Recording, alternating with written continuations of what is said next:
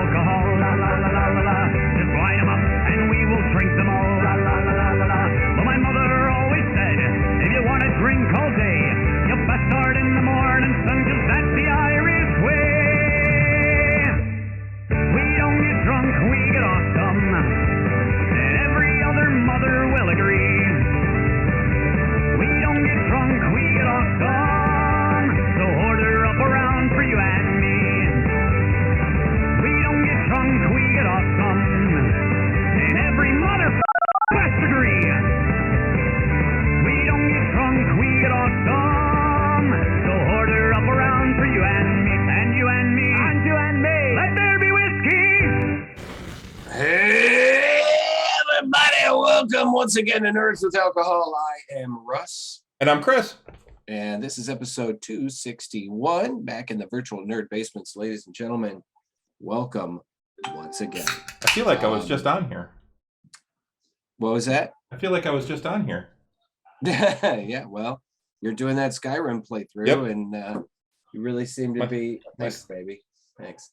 You really seem to be having a good time, so that's good. I am. And actually, if you watch today, I actually talk about... I actually do a lot of talking today about how I am having a really good time and just how goddamn beautiful that game really is. Really? I mean, And it's 10 years old, too. For a 10-year-old game, I'm like, I just stop on this bridge and just look around because it's just stunning. Yeah, it really is incredible. I mean, they did when it transferred from like the PS3 to the 4, when they did like an update, and they did like a serious it went from the previous generation to the more previous, the more recent previous one.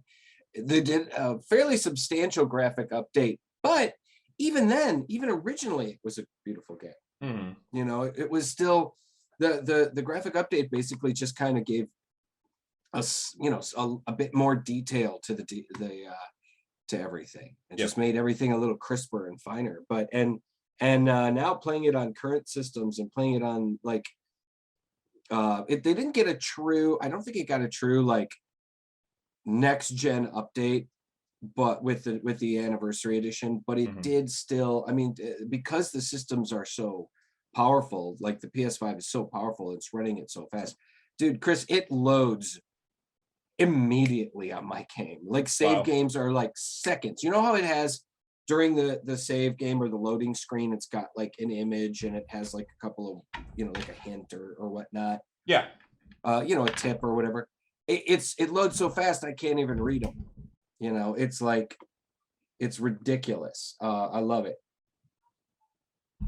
and I'm really looking forward. I mean, I started a new playthrough. I got up to about level 30-ish, I think, and it's just been kind of fucking around with it. I'm playing a Khajiit, and that's been kind of fun. It's interesting too, because depending on the race that you choose, the NPCs react differently to you. You're playing a Nord right now. Yeah, I'm a Nord. You're playing a Nord, so you're playing a guy that is, a native of the area, and so they all will react relatively favorably towards you.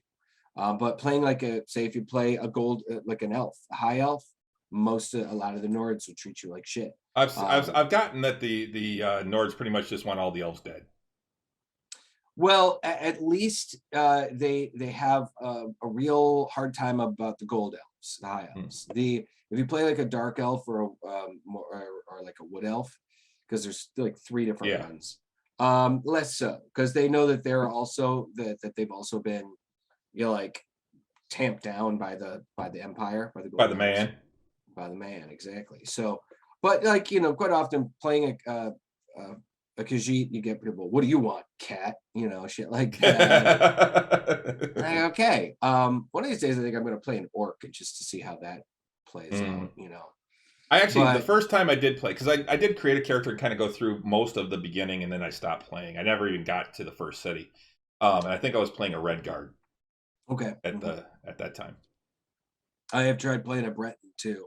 And those are cool. And I think I played it, I started one where I was playing an Imperial, and basically a Roman. But Hi, CD. So, hey, Didn't CD. say hi to him. He was on, or he's already been chatting. So Okay, cool. But yeah, it is. I mean, it is usually one of the best RPGs ever, and it's so open, and it's. I look forward to you finishing your playthrough. I mean, it's going to take a while. oh yeah, Finishing your playthrough and finishing the game, and then seeing if what you think about modding, because you're playing it on your computer. yep, What you want to do about modding it, and because adding things to it. Because I like when the couple of times, like I'm doing just a vanilla playthrough right now because I'm playing the anniversary edition. I kind of want to see what the additional stuff that they've added in without any kind of modding. But I think the next time I play through, I'm definitely going to mod a lot of stuff. But I like that you can add just environmental mods that just make it even prettier, or just make things like, like I've mentioned this one before, making the night truly dark, so that if you are operating in the dark or you are operating at night, you better have a fucking light source. You better have a torch or a light spell, because if you don't, it's going to make things a lot harder. yeah. I'm not big on modding either, CD. Well, I like the fact that if you do mod it like that, it doesn't make it. It's not like upping the difficulty of the entire game. It's just upping the difficulty a bit. It's not putting it on nightmare mode, that kind of thing. Yeah. Which I think quite often is extremely frustrating. So there's a couple of mods that just put more trees, like out there's more trees in Whiterun, or more trees. It's just so that it just looks more fantastical, or when you're out walking around, just more trees, or more weather effects, different things like that. Things that don't necessarily make the game harder, just make the game a little more interesting at times. Yeah. And then there are definitely things too that you can add, like you can add mods that just add, here, this is a keep that we have built that is just for the Dragonborn, and it's this massive fucking keep in the middle of like the swamp area, and you just go, and it's got like 50 fucking mannequins, so you can make tons of different armors and just put armor up, and places where you can just hang multiple tons and tons of different weapons you've made, and swords, and the only thing that's a drag about that kind of thing is then you almost want to people it. You want to put you want to have other people living in this house, this massive mansion, or not mansion, but keep, basically, so but it's a great game, and it is, I think it's truly going to go down in history as one of the greatest RPGs of all time, particularly fantasy RPGs. Yeah, like I said, I'm enjoying it. Today I went and talked to the Greybeards, and climbed up a goddamn giant mountain. 7,000 steps. Yeah, 7,000 steps. It was cool. Got up there, got trained in the voice. Your initial training, yeah, the initial training, and then they sent me on a mission, and then I went and did another mission for Danica, I think it is, in the temple in Whiterun. She needed sap from this. What's that? Nettlebane, and yeah, I had Nettlebane, and went and got the sap from the tree, and that was tough getting out of there. Yeah, fighting all those fucking Spriggans. Yeah, especially the last battle where there were two. I used up both my fireball spells in that fight, because one, I hit one. I'm like, you know what? I'm going to try a fireball first, and then I thought I had switched back to my sword, and I hadn't, and so I fired another fireball off. And that's one of those things where the spell where magic definitely starts to come in handy. Just having it, like I said, even if it's just to heal yourself, you get out of a fight and you cast some healing and just kind of heal yourself up, or heal yourself in the middle of a fucking battle. What I mean? Swapping it out real fast, swapping your shield out real fast for a healing spell, heal yourself, then swap the shield back in, or or like I said, fire spells and shit like that against those guys. Yeah, it worked. It got me out. I'm like, fuck it, I don't care. I'm out. I think I'm out of healing potions right now, so I got to figure out how to make some healing potions. You got the money, you could probably buy some. You did Not, say not that after I buy. Not after I buy my house. right. I got just enough for my house. I got to be house poor. Buying that initial. Well, that's the thing. You buy your initial house, and there's very little in it. Well, I just realized today too. I'm like, oh shit. I can trade shit to the chick that's following me around. Yeah. And so I'm giving her a bunch of stuff to hold on to. Mm-hmm. Yeah, your followers can carry stuff. Yeah, because I also killed another dragon when I came out of that Nettlebane thing. I got attacked by a dragon, and I knew there was another dragon off to the side, and I thought it had just come over and attacked me there. And I'm like, oh well, I had found a box with a whole bunch of soul gems on top of it and stuff, and that's when I got attacked by that other dragon. And and I'm like, oh, I can go get that now. And I realized there's still a dragon flying around over there. I'm like, oh fuck that, I'm not doing that right now. Yeah, and then and you, like you said, you want to save the dragon bones and dragon scales because even though you can't use them now, they're a pretty valuable crafting item for later on. That's the problem though, is the dragon bone weighs like 15 pounds. Right, it's very heavy, and that's a drag, you know. And you gotta like, that's one of the reasons why I do really recommend getting that upgrading the anniversary edition, so that you can get your backpack. And that'll give you like 75 pounds more to carry. And it's such a godsend. And like I realized one of those things, I used to carry around a shit ton of ingredients all the time. Oh yeah, I've got a shit ton right now on me. And you don't need them all the time. Like you can get when you get your first house, they sell you the house, and then for an additional $1,500 or another they'll furnish it with a bunch of stuff in the main room, and then for another $500 they'll put a second bedroom in, so that you can adopt a kid, and or if you can get married and you can have a room for the kid, or you can also put in a alchemy thing in the house as well. And so that additional $5,000 is going to buy you the house, and it's got like a basic like cooking pit and a bed, and that's about it. And then you got to go back to the guy and okay, here's another $1,500 for gold pieces to furnish this part, and then another 15 to finish that part. Anyway, when you get your house and you can build a alchemy, station there, just take all of your ingredients and put them in a barrel or a box or something near your alchemy station. And then when you want to do your alchemy shit, just go to the box, grab everything, do your alchemy, and turn around and put it back in the thing. Because that's the thing. I mean, the same thing. The nice thing about that initial house in Whiterun is you're also right next to War Maidens, where you can use the forge and the smelter. So I just kept all of my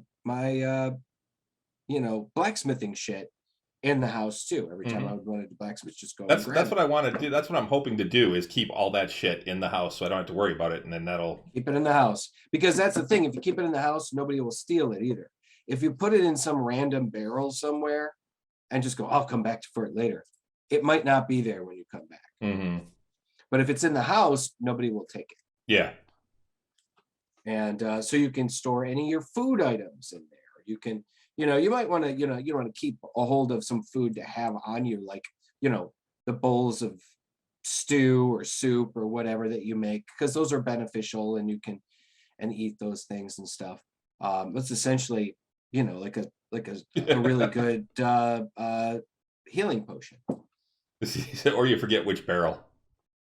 Yeah, I did all that, Russ. So many ingredients, right? Yeah, you just keep the ingredients right. And that was funny. It was something I just realized in my most recent playthrough. I'm like, man, I am really over encumbered. Why am I so? And then I looked at all of the ingredients I had. I go, I don't need to be carrying these around all the time. I'm not crafting fucking potions all the fucking time. I do it when I stop at a home, So, so yeah, that's the good way. And I never carry Like it's one of those things too. You want to make sure you make your regular stops at home to drop things off, even if it's just like, I've got several things of ore and several, ingots and whatnot. I don't need to carry these around. I don't need to carry all this leather around. You'd be amazed how often you realize, holy shit, I'm carrying around 30 pounds of something that I don't need, Yep. So that was pretty much my week though, was Skyrim. And then just, the normal other stuff. Curling, cool. shit like that. Cool. And we had our we had our game on Friday night. We did. That was a lot of fun. It was good. A lot of decent amount of combat. That was a hell of a fight. It was a hell of a fight. That was a longer fight than I expected it to be. The last two fights have been a little longer than we expected it to be, but challenging and good. It was funny. Yeah, we got into Greystone or Greyhawk. Excuse me, Greystone. We got into Greyhawk and immediately got into a fight. Like, you didn't waste any fucking time. Nope. Like, boom, undead. Fuck me. And, so yeah. Here's what it's gonna be. Yep, exactly. And we got through it, and it was a tough fight, but nobody went down. Nobody was in danger of going down. It was just complicated. Yeah. And Dem bones. Yeah, it was good though. It was fun, and I'm looking forward to. And then you ended it right before another big fight. Yep. And so not this Friday, but next Friday, we're gonna start. Boom. Right. I didn't do a whole lot. I've got next week, on actually a week from today, I have a meeting at the studio, which will be the first, and that's I assume that's where we're gonna that the job was supposed to start on the first, so I assume we're gonna get started on our initial paperwork and doing stuff for the insurance and getting everything squared away. So, but yeah, I have a meeting with Tony on the first, and then get into it. And a week from tomorrow, I have my birthday. So yeah.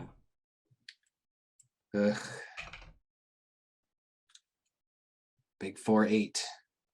This is 48, ladies and gentlemen. This guy right here. This guy. We also, a friend of mine, I was contacted by another friend who is a big Twitch streamer, and he does a lot of stuff on Discord, and he's known as the Lich. Excuse me, the Lich. Kevin, he wants us to be on his show next week, so it's just kind of an initial announcement. We'll probably do more. I will announce it a little bit more online. We're gonna be on the Liching Hour. As far as I know, it's a gaming show. He does a lot of gaming stuff, and it's not just D&D, but it's a lot of it's just a gaming show, shall we say. And in lieu of doing our show next week, we're going to be doing. Yeah. What I figure we can do is we can host his show. Yeah. So we're going to host that show. They do it on Tuesday nights as well.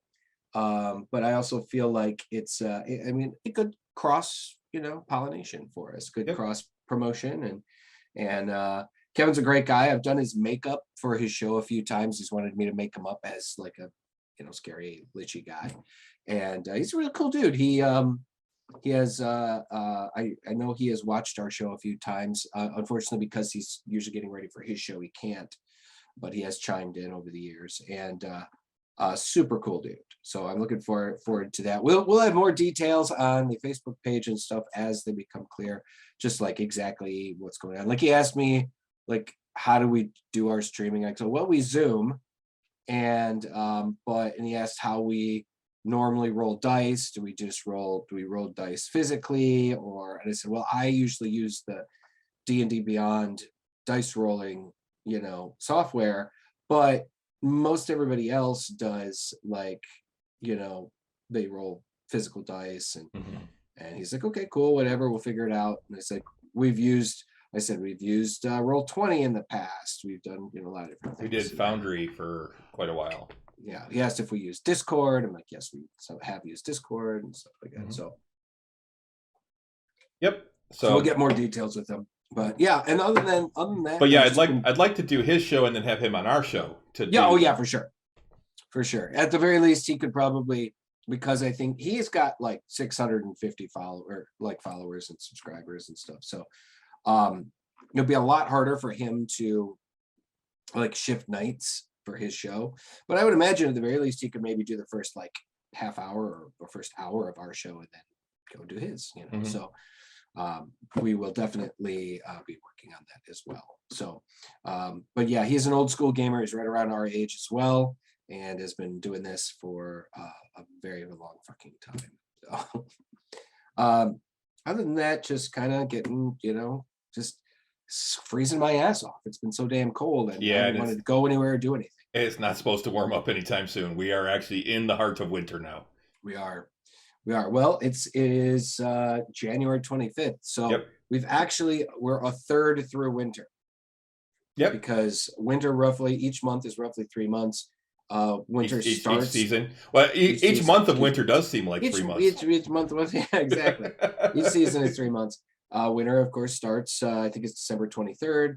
21st. Solstice. 21st. Okay, 21st-ish. And it's always the solstice, and it is now the 25th. So we're just over a month into winter. That's the thing about living in Michigan. We feel like we're in winter long before winter even starts. Yeah. So, well, and we didn't really get a lot of snow up until the last couple of days. I mean, this last it was only 3 to 4 inches. That's not. Yeah. It's been a pretty dry. It has been a pretty dry winter. What little precipitation we have had has been rainy as opposed to snowy. So, but yeah, we got about 4 or 5 inches over the last couple of days, which is the most we've had this season. And yeah, so they're saying it's supposed to stay pretty goddamn cold. The next, like the rest of this week, I think it's supposed to be lows in the single digits. So it'll be a little chilly at night. Yeah. So unfortunately, but that's what it is, man. Yep. But we are past the, like I said, we're past the solstice. So it's just now every day is, you know, a little more sunlight, sunlight. Just a little bit. Just a little bit more. I gotta stop. I gotta get back into a normal sleep schedule. I gotta quit the vampire hours because work is starting next week. Mm-hmm. And I have been playing the hell out of the Outer Worlds, which has been a lot of fun. Oblivion is from Oblivion, the guys that originally owned the Fallout franchise, and it's very similar. It's very the whole like kind of feel of the game is very much like kind of Fallout in space. It's very kind of old timey because you're playing a pioneer, you know, basically a colonist out in you know, another star system, and so there's a very kind of old west kind of feel to it. Yeah, this has got. I'm looking at like the cover art, and yeah, that's very like it's kind of John Carter. Yeah, and there's a lot of Flash Gordon type. Very Flash Gordon-y. And like I said, it's very much like kind of Fallout in space. There's a kind of a very retro feel to the game, and it's really very cool. And there's a lot of like kind of ethical or moral choices that you need to make. And do you want to like, you know, support the current system, or do you want to like kind of rebel against these corporate controllers? Because basically out in space, everything's corporate controlled, and everybody works for some kind of company or corporation, and if you don't, you're considered a rebel or whatever. And it's a beautiful game so far. They're making a sequel. Yeah, it is. It's really fun so far. They're making a sequel, and yeah, been pretty good. If I wasn't playing Skyrim, I would check that out. Maybe next, you know, check it out next. It's pretty fun so far. So, what else? Other than that, what are you drinking, man? I am drinking a beer that I think I reviewed this a few years ago, actually, on here. It's actually from probably my favorite brewery in Louisville, Kentucky, Against the Grain. I talked about them, and I know I did one of their beers recently, or last year, Attila the Hen. where the bottle had all the feathers on it. Yeah. It was one of the best reds that I'd had. It was an Imperial Red. This one is one that Rich actually brought over for the game on Friday, and it's the Brown Note American Brown Ale, and that's the which way? That's the can. So for those that know what the Brown Note is, but it is a brown ale. It is you just barely get a little bit of light through it. You can't see through it, but you can see light through it along the edges. Yeah, South Park did a whole thing on the Brown Note. Yeah, it has the aroma of a brown. I mean, it's very grainy smelling. It's got that smell of bread type of thing. I'm gonna take a sip here. The smell of bread. It's all malt. And because it's darker malts and things like that, you get some chocolate and some dark malt flavor. It's actually a little sweet with the finish, and but it's really good. As browns go, this is delicious. I think it's actually one of my favorite browns. This is the brown ale. Oh, the shame. This is the brown ale to end all brown ales. Enjoy it because there's no longer any reason to drink another brown ale. You've reached the pinnacle. The disco bump. The brown note. Drink this beer or shit yourself trying. Oh, no. It's what it says on... This brewery... I love their stuff. I really want to go to the brewery. They weren't doing tours when I was down there because I went down around Memorial Day last year. Their tap room was open, but the brewery itself wasn't. They have their brewery's in a separate building. Their tap room's actually in the Highlands, which is I love that area of Louisville. And so we went to the tap room and actually spent a couple of hours there trying a bunch of stuff. Sat out. It started raining, and we're like, we'll stick around till the rain stops. And so we actually just hung out there for quite a while. It was a blast, and the bartenders were really cool guys. Chatted with them quite a bit. But yeah, love this place, love their beer. This one definitely 2 thumbs up. I'll give this probably 4.25 stars or bottle caps for the brown. It is really, really good. If you can find it, it's really good. I highly recommend. Alrighty. What about you? What are you drinking? Tonight I'm just drinking an Octorok, man, from Starcut Ciders. I'm pretty sure I've had this before. Stella happened to grab me one when she was at the store the other day, and I went, "Oh, okay, good." It's not a bad, choice for the show tonight. It's, they've been around for a while. This particular flavor or Starcut ciders. Starcut's got some pretty great ciders, I gotta admit. They do some really cool stuff. They're the ones that do Mosa and one of my favorite ciders. They've got a bunch of other ones. But this one is it's pretty solid. It's a decent kind of middle of the road cider. It's kind of got like a tart kind of bite to it, and but then evens itself out. It's I hadn't had one in a while, so I was like, okay, yeah. It was kind of reminding me, it's like, oh, okay, yeah. But it's a 4.9, so it's kind of about an average for the alcohol content, and it's good stuff. Yeah, this one's 5.8. I had to look at that. I didn't mention that. This one's a little easier to find than some of the other ciders too. It's like most of the bottle shops that carry cider are going to probably have Octorok. I think it's one of those ones that Starcut considers like it's kind of baseline. I think that one is their core product. Kind of like with Blake's, a lot of that like one of their core ones is like Flannel Mouth. Yep. It's like it's a pretty good kind of middle of the road cider. But like I said, it's got a bit of a tartness to it that kind of sets it apart. So Bumble Bear from Lakefront, a honey brown ale, but average, I'd say. Okay, cool.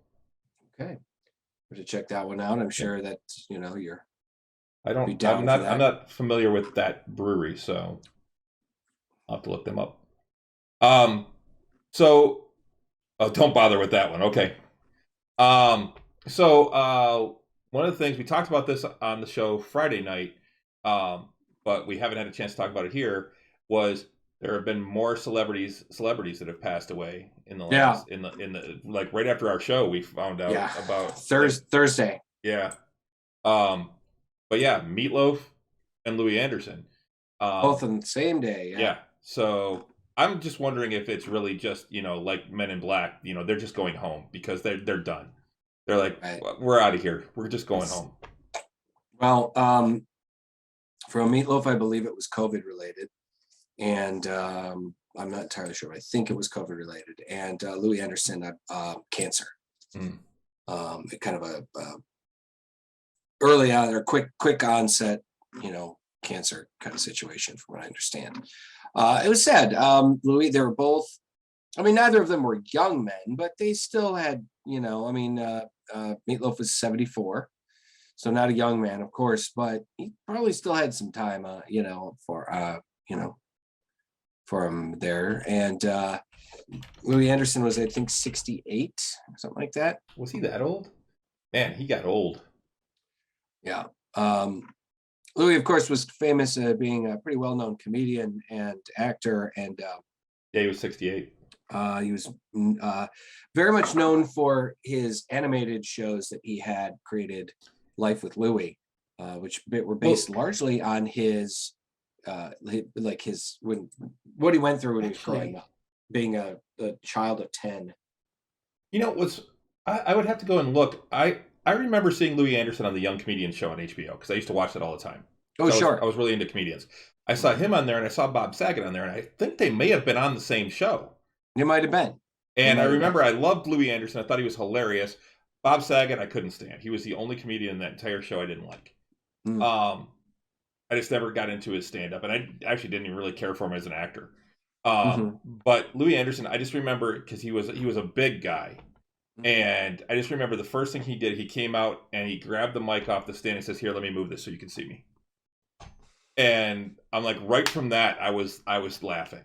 It just because Well, because he was a large man, he did a lot of jokes about his size. That was kind of typical about a lot of comedians that do that size, and whatever. Big comedians tend to do jokes about being big.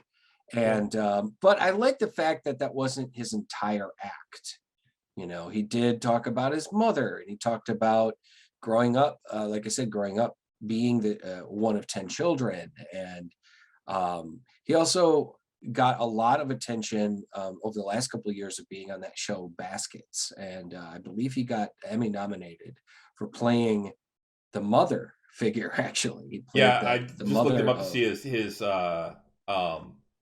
his age, and there's 2 of the 4 pictures that come up as him as a woman. Yeah. So it's just wild that he got the most amount of his notoriety as an actor, the most praise as an actor, playing a woman, playing a female character. So an old lady, no less. So it's just interesting. But yeah, I loved his comedy. And then Meatloaf, the Bat Out of Hell record is one of my all-time favorite records. Yeah. Just it was groundbreaking. Yeah, I thought it was fantastic. Just the things in there are just hilarious because like he does songs that sound like love songs, and then he flips them. Right. I'll do anything for love, but I won't do that. Or I want you, I need you. Yeah. 2 out of 3 ain't bad. Yeah. But I won't do that. That was actually Bat Out of Hell too. That was back in Was hell. it? That was part of his that was part of his return, kind of his triumphant return, because that's the thing. Meatloaf had this massive, successful album, like huge. Bat Out of Hell was massively successful. Paradise by the Dashboard Lights is an amazing song. Yeah, it's another song from that album. It was incredibly successful. But then after that, he continued to record, and he continued to tour and perform and stuff like that. but he never quite reached the same levels of success until the late 90s when he did, or mid 90s when he did Bat Out of Hell 2, Back into Hell. And that had that song, I would do anything for love, but I won't do that. And then he also had, there were some other hits on that song too, or in that album too, like Rock and Roll Dreams Come Through, I think it was called. And interestingly enough, Angelina Jolie's first job on screen was in one of his videos, was in the video for Rock and Roll Dreams, I believe, or whatever it was. Yeah. Rock and Roll Dreams.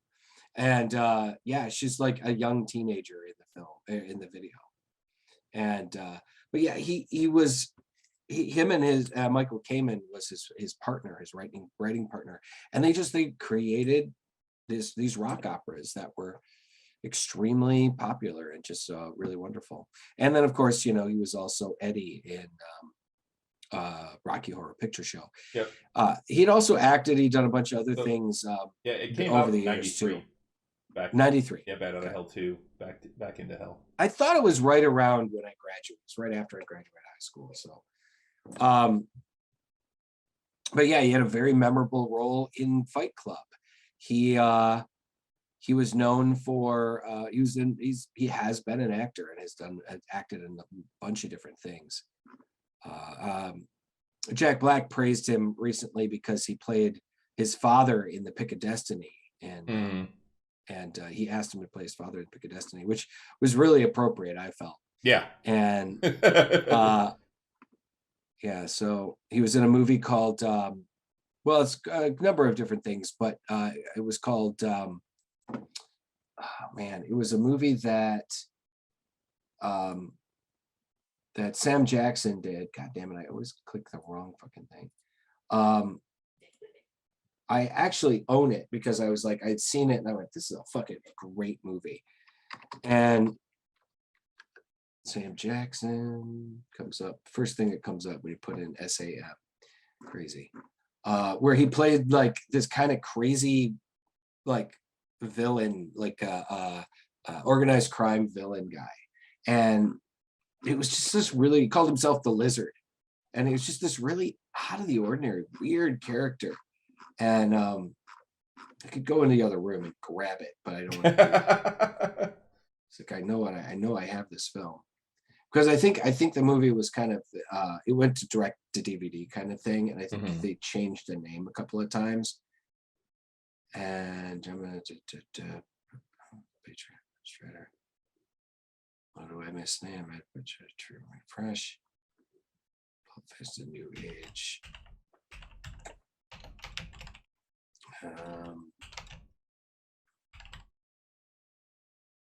51st State. That's what CD was asking. That might be it, but I think I have it under a different.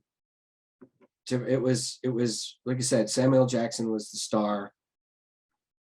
Shaft, Formula 51, and sometimes I think it was called The 51st State as well. It was named. It had a couple of different names depending on where it was distributed, I believe. But yeah, Meatloaf. But yeah, Paradise by the Dashboard Lights at Convocation. I'm always out on the dance floor for that one. Absolutely. I mean, one of the only ones I'm actually out there for. It was sad. It was sad to see him go, to hear that he had left us, but. Yep. So what are you gonna do? I'm gonna raise a glass. Raise a glass. Meatloaf and Louie. Yep. So here's to you. Thank you for all of that you gave us. Yep, exactly.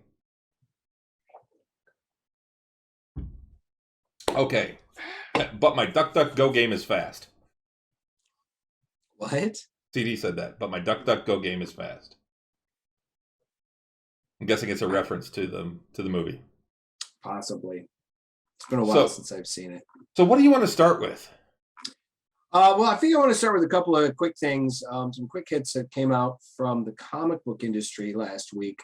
So DC announced to their distributors and to the fans and everything else that coming up in issue 75 of the Justice League, which is only 71 comes out this month, so we're only a couple of months away. They will be killing off the Justice League.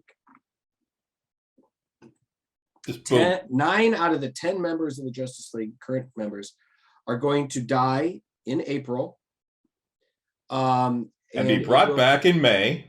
No, they're actually saying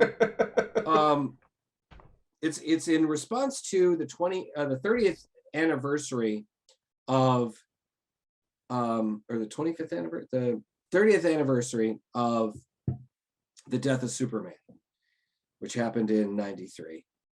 And it's so the 29th anniversary, or 29, 30, something like it. Actually, I think it started in 92 and finished up in 93.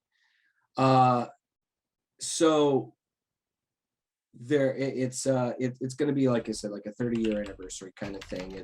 It's coinciding with in issue 75 of Superman that year was the death of Superman, and then the issue 75 of the Justice League.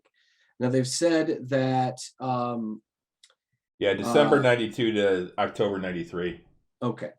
That was the kind of the whole span of that time, because Superman was literally Kal-El was out of commission for about a year, and then they created the story that brought him back. It was pretty cool, honestly. A lot of the story that came out of that was the more I felt, the more interesting stuff was not so much Superman's death but the reaction of the other characters, like reacting to his death, because the storyline that followed was Funeral for a Friend, where they all had all the various different heroes kind of reacting, and villains reacting to Superman's death. It was pretty cool.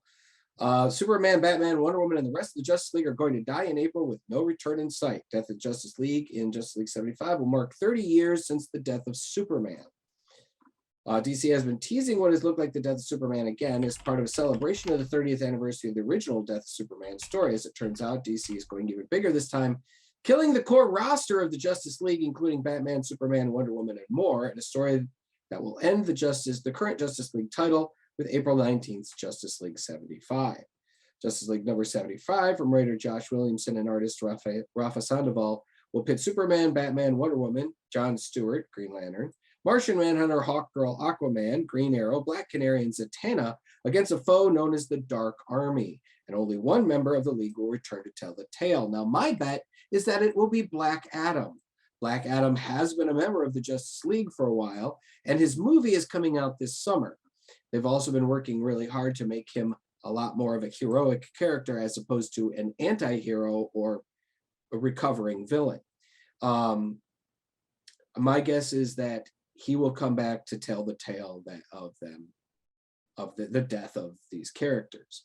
Who comes back hasn't been revealed, but a variant cover from Death of Superman artists Dan Jurgens and Norm Rapman shows coffins bearing the emblems of Superman, Batman, Wonder Woman, Aquaman, and Green Lantern. So I'm guessing it won't be one of them. And in that same image, Black Adam is standing there. So that's my guess. Williamson calls Justice League 75, which will presumably give way to a relaunched Justice League title at some point, though Williamson says it will be a while. The start of the third act of the tale he's been telling in the titles Infinite Frontier and Justice League Incarnate. We've been building to the Justice League for the last year across the main line. Williamson says in DC's announcement, I remember buying Death of Superman 30 years ago, and now we have an opportunity to take that idea and go bigger with it. So I personally think that I don't like these gimmicky fucking stories. I know that DC and Marvel kind of has to do these gimmicky things to increase sales and drive sales and stuff like that. But I think deaths of characters is a shitty way to do it. Because deaths in comic books never last for very long. Mm-hmm. Sometimes they can. Sometimes they can last 20 years. But sometimes they can unless you're the Waynes or Uncle Ben, you can always come back. Right. And even Thomas and Martha have come back in side stories. as in alternate universes. Oh yeah, for sure, absolutely. In fact, Thomas Wayne is considered one of the more popular variations of Batman. He's the Batman from Flashpoint, and he's showed up in recent comic books. So, yeah, I mean, I'll admit some deaths at least last a while. I should say Uncle Ben. It's Uncle Ben never comes back unless they're making a new Spider-Man movie. Yeah, exactly.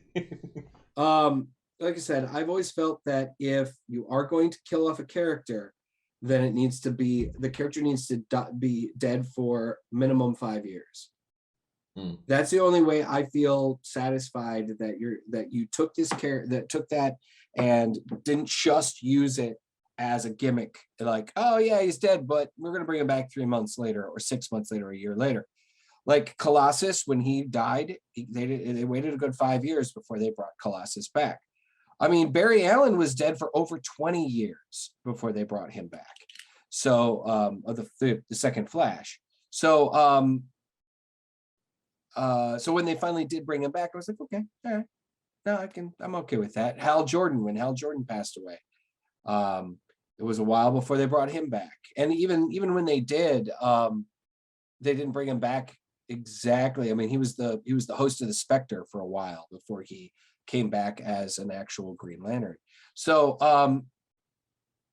we'll see. Hopefully it'll be a cool story. I mean, the death of Superman ultimately was a good story and did some cool things. Hopefully we'll see some interesting stuff here, but I don't know. They've been teasing it for a while. I mean, they've been teasing these newer, like different characters, like Jonathan Kent being the new Superman's son. You've got Yara Flor, this new Wonder Girl, who's poised to be another Wonder Woman, perhaps, when we already have Wonder Girl and Donna Troy, who could potentially be the new Wonder Woman. Multiple Batman characters. There's always been multiple Green Lanterns. They've been poised. They've been putting Jackson, creating the new Aquaman with Jackson, the Aqualad, the previous Aqualad. It's been odd. It's been like, I mean, they've definitely been kind of pushing towards this, but then for a while they're like, yeah, we're just going to have multiple people in the costumes. Why can't there be 2 Superman? Why can't there be multiple Batman? Okay. So my guess is that these characters will be brought back, but it'll probably be a good 6 months to a year before we see them back in normal. Yeah, and CD just said, are there any writers with new content / characters? So tired of the same stuff. I'm totally over comic saturated. There was a glut of new comic characters back in the 80s that I remember. That's when we got Booster Gold. We got Blue Devil. Yeah, Blue Devil was a little earlier than that, I think. I think it was more like mid 80s. 84. Yeah. 84. Yeah. Blue Devil I loved. But that was actually one of my favorite comics. But I collected a bunch of those when they came out, because I remember that Marvel had a whole line of #1s that came out. They were all #1 comics, brand new characters that they were bringing out for the first time. And I actually got most of those at the time. Most of those comics folded within a year or two, though, because they just it's very hard to introduce new characters into into an established setting. And so many people love their characters that Batman, Superman, the classics, that it's very difficult to introduce new ones. And like it can take decades for a character to truly be accepted as as part of the common culture in comic books. Like Booster Gold.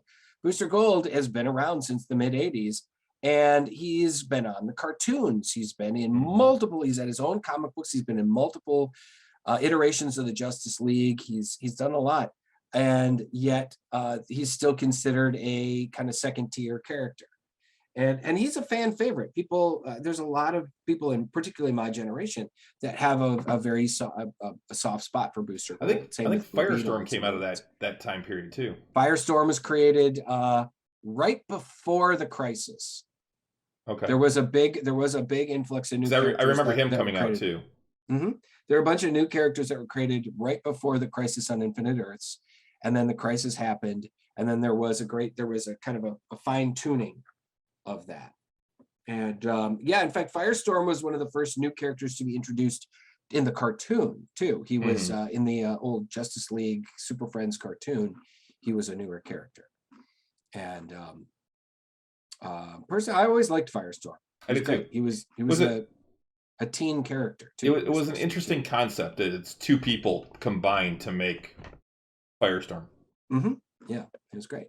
So I mean, he's on Legends of Tomorrow. Yeah, so. Yeah, he became a big part of Legends of Tomorrow.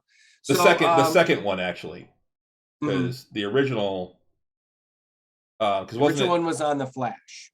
Yeah, and then they introduced him as a part of the first. I think they introduced him at first, and then they brought in the second kid to play. Yeah, to join with the scientist and with Professor Stein. Yeah. So anyway, it kind of sucks that they're going to be doing this whole death of thing, but we'll see. It could still be really cool. As well, some other things coming up. Steve Rogers and Sam Wilson are both getting their own Captain America comics coming in April. Steve Rogers will have his own comic as Captain America, and then Sam Wilson, who took over as Captain America in the comics for a while when Steve was unable to be Captain America, and then became the new Captain America in Falcon and the Winter Soldier on TV. They're both getting their own Captain America comic book. There's gonna be a single issue that's going to be kind of encapsulate both of them to kick it off. It's Captain America set. Just be Captain America. And then each one, like I said, will branch off with their own comic. Captain America Sentinel of Liberty will be written by Jackson Lansing and Colin Kelly. And that one will feature Steve Rogers. And then Captain America Symbol of Truth will feature Sam Wilson, returning to the mantle of Captain America alongside Steve, apparently with a brand new shield. And that one will be written by Tochi Onabuki and artist RB Silva, Symbol of Truth. So that'll be, so that's cool. I'm down with that. Two different Captains America, and they're both kind of like a slight variation on the symbol or the shield. And I will probably, me personally, I think, I don't know. I really like Steve Rogers as Captain America, but I also really like Sam Wilson. But I just can't get both of them, I don't think. I just, I can't buy both of them. I mean, I got to watch my expenditures. It depends. Maybe we'll see. It depends on how much I like the art, the storytelling. I'll probably pick up like the first few issues of both of them and see which one I like more. So we'll see. So that is coming up pretty soon as well. Yeah, those are the main kind of things that I was gonna talk about. I think those are the main big ones that kind of sprung to mind. Cool. So, where do you want to get? Why don't you go? What's next? Well, holy shit, we got to see the Legend of Vox Machina today. First backers, 2 episodes. Yeah, as backers, we got to see them. If you guys were backers, they're out there for you to see. Should have got an email letting you know what the code is to get in. The world gets to see it on Friday. They are going to VOD tomorrow. They're doing it every 3 hours today. They're putting them out, and then starting at noon Pacific time tomorrow, they will be going on VOD. I don't want to give anything away, so we're not going to do spoilers, but holy shit. That's all I can say about this. Really great. Well, I think we can delve into it a little bit. Well, one of the things I'll say that kind of surprised me, it didn't really surprise me based on what I've heard. This is like almost Invincible level gore. Oh, yeah. I mean, it's that much. But, I mean, it is fantastic. These first 2 episodes are stories before they actually started streaming. So this is telling a story that they talk about while they're streaming, but was never actually part of the stream. Right. You know, like when Matt says, how do you want to do this? And they describe how they kill the monster, the bad guy, the whatever. And holy shit, you know, and then we see this brought to life. I was watching, they only showed the first 2 episodes. Yep. Which is the stuff that happened. These are the 2 episodes that introduce the characters, introduce who Vox Machina really kind of is. And it's stuff that happened in the campaign before they started streaming. Which is what I just said. Oh, okay, sorry. I can tell you right. were paying attention. No, I was, but and one of the characters that's in the show, I remember them mentioning him. And this is the one that's voiced by David Tennant. Yeah. And it's really cool. It's hard, you know, he does a really gravelly Scottish voice, you know, and so it's kind of, it's hard to recognize him too. Wow, that's once I knew it was him, then I could hear it. Right. Yeah, me too. In the second episode, I could hear it more than in the first. Right. And so the character he does, I remember them hearkening back to him and stuff, but you never actually meet him in the shows. Yeah. And it was just really, really, it was really powerful. But seeing some of the characters like Kima and Allura and them and what's his name, the King, and Gilmore, Velsora. Yeah, I don't remember. I can't remember. But yeah, Gilmore was amazing. He's perfect. You know, I mean, it was so great. Man, Uriel, it was, yeah. Uriel. Yep. It was one of the things that I think was so great too was, you know, Matt Mercer did such an amazing job playing Glorious Gilmore, playing Sean Gilmore, that we were like, I was bummed out that when I heard that he wasn't going to be voicing Gilmore.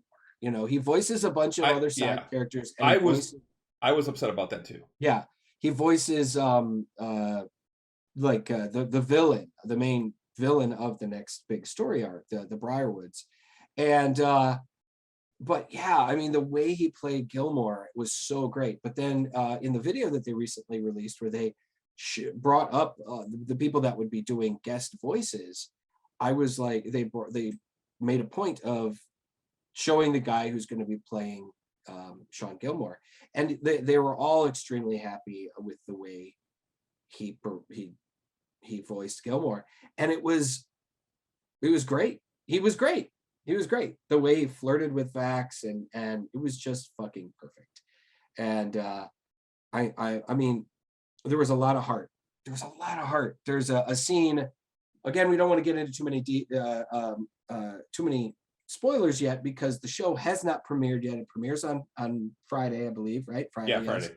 The 28th. Which they're doing a live viewing party with the cast. On Twitch. Twitch. Right. So if you want to watch it with them, you can go to their Twitch channel. And it's going to be 8 o'clock Eastern time. Because it's 5 p.m. Pacific for them. And I'm like, huh. And you can watch the first 3 episodes with them. Yeah. And and I mean, I'd love to do that. I might just do that too, you know.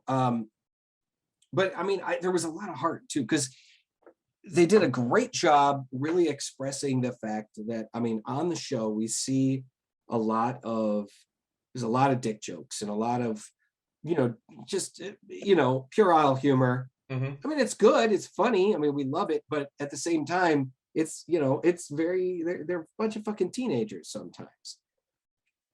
And they do a good job of expressing that aspect of the game of gaming, when, you know, you are doing stuff that's just like absolutely ridiculous, and I want to go to the brothel, you know, that kind of thing. And or getting drunk in a tavern. I mean, the show starts that way, essentially. Now, I don't want to give it away, but my favorite part is the campaign 2 cameo. Yeah, laughed my ass off. Yeah, me too. Me too. I saw that too. I did. I loved it. So Renee and I both just started laughing hysterically. So, but yeah, I thought that was great. Overall, though, I was impressed. The animation is amazing. CD. It is them doing the voices. It's all the main cast doing their voices. They are doing the cat. That is all them doing the cast. Matt is doing voices. He's just not doing Gilmore. Yeah. So they are. They're all doing their. I mean, it is. They Laura do Bailey sound doing different, Vexalia. which Renee actually brought up. She's really glad that Keyleth doesn't have that like whine that she has when she's playing her. I agree. It's like they fine-tuned their performance for the cartoon. I kind of wish that Pike would be a little bit more like she is on the show, just because I like that little Pike voice, and Ashley brought it down a couple octaves, and she brought it down a little bit. And also, like I said, okay, particularly with Ashley, the rest of them were all. I mean, it's all improvisation, you know. Mm-hmm. I mean, as you and I know, when you're doing a game and playing a game, and you've got to do dialogue all of a sudden, it's all improvisational. So a lot of the times you can see them being, particularly Ashley was famous for this, was being trepidatious, you know, was unsure of herself, what she was going to say in a situation. Percy, you know, Taliesin was always spot on. Mm-hmm. He always seemed like he was reading out of a script. He was amazing. Same thing with Liam O'Brien. Honestly, most of the time Sam was really good, really off the cuff stuff. But Ashley and Keyleth, Marisha, they both kind of felt like they had to think about it a little bit more. They had to, you know, don't take them by surprise too quickly, you know. And so with this situation, because it was a script, they were able to, I think they were able to kind of fine tune it a little bit more. I personally thought that Marisha did a great job really expressing how new Keyleth was and how scared she was. I mean, they go up against the bad guy in these, and she's like, holy shit, what the fuck, you know? I mean, it was like, and you know, and she kind of fucks up, and she's like, oh my god, did I make it worse, you know? And she's like, because she's a rookie, you know, and they all kind of are. I mean, they're all essentially around 5th level in these first. They're supposed to be like around 5th or 6th level, around in the early. Because I know they were like 8th when they started the stream. Yes, I believe the which first, is a while after this, because they were already in the they'd gone to, what is it, the one Undermountain place, Craghammer. Yeah. They'd already gone there, and that's where they kind of picked up, was when they Craghammer is where Craghammer is where the show, the streaming show starts. Yeah. And then so yeah, they're about 7th or 8th level, I think, when they're in Craghammer. And so the initial adventure is supposed to be, you know, kind of before that. And they, you know, they established themselves as Vox Machina, as a, you know, the heroes of Iman or whatever. Yeah. And again, we don't want to get into too many. I don't know if I'd say Marisha was definitely the worst player. She's one of the most annoying players. Ashley is the worst player. Ashley is probably the worst player. I mean, she's probably the least versed in the game mechanics. Even though she's been playing for years. And that's the thing. Even in campaign 2, she still can't remember what she can do. Right. Half the time. Yeah. Yeah. It was really and it's constant that you know, Travis is like, you want to, you know, like, it's like, oh, rage, right? Yes.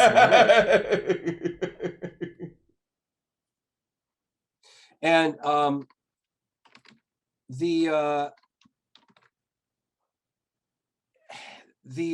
like, yeah, I mean, I think Ashley's excuse too a lot of the times with the fact that, you know, there were times that she was gone. Yeah. You know, she was working on the shows. She was the show that she was on for 5 years. Yeah.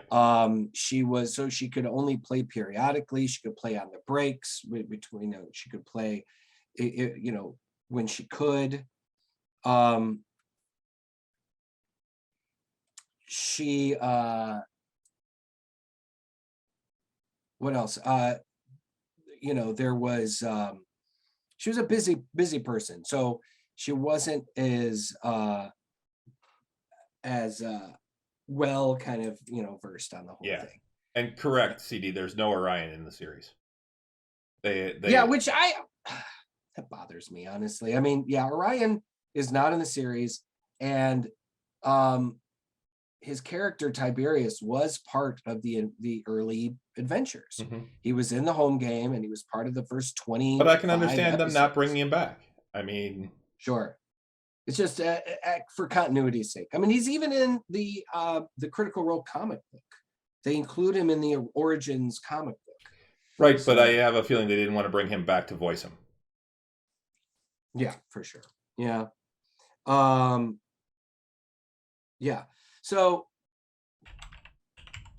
we should probably move on because we are going to start getting too spoilery, I think. But I think you're right. Marisha was, I think one of the things that annoyed me is just like she wasn't a bad role player.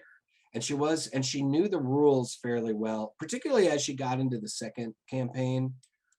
It's just that in the first campaign as Keyleth, she just made some really memorably stupid decisions. And the goldfish being probably the greatest one. Yeah, but yeah, we should probably move on. We got a bunch of other things to talk about still. Well, several other things that we're probably going to take a little bit of time on.